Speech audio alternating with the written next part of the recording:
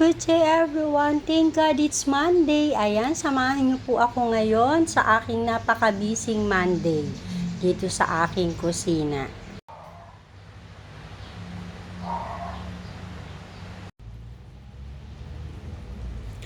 Okay guys, simplihan lang natin yung recipe today. Ayan, ang nakikita nyo, ayan, nilagang baka, 1 kilo spare ribs ng beef. Yan, ng baka.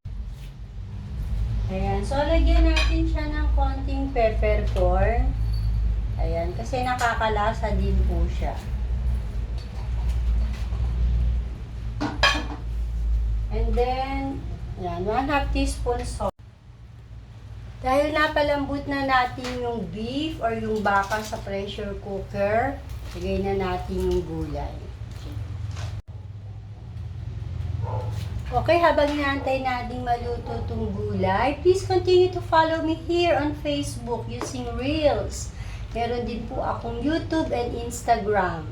And TikTok din po. Just type at luto ni Auntie Lori. Nilagay na din natin yung dahon ng pechay Tagalog. Mas maraming gulay ang nilagang baka. Mas masarap po. So, ayan, luto na po ang ating nilagang baka. Thanks for watching, everyone!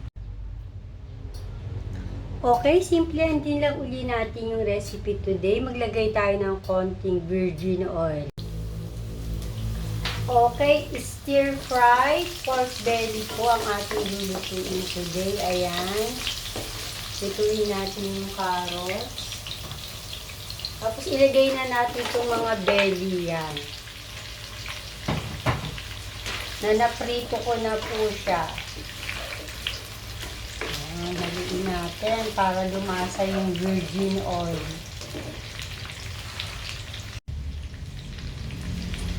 Tapos ilagay naman natin itong 3 tablespoon ng oyster sauce.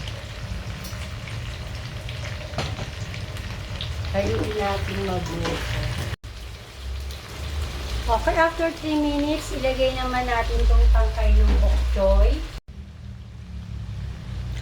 Okay, tapos ilagay natin yung ating onion leeks. Ayan po, tsaka yung dahon ng bok choy. Tapos haluin din po natin mabuti. Ayan, ganun lang po siya kabilis. Talagang stir-fry lang po yung ating pork belly. Yan. Hindi po kasi masarap pagkalabog po yung ating gulay. Okay? Ayan. Thank you for watching, everyone!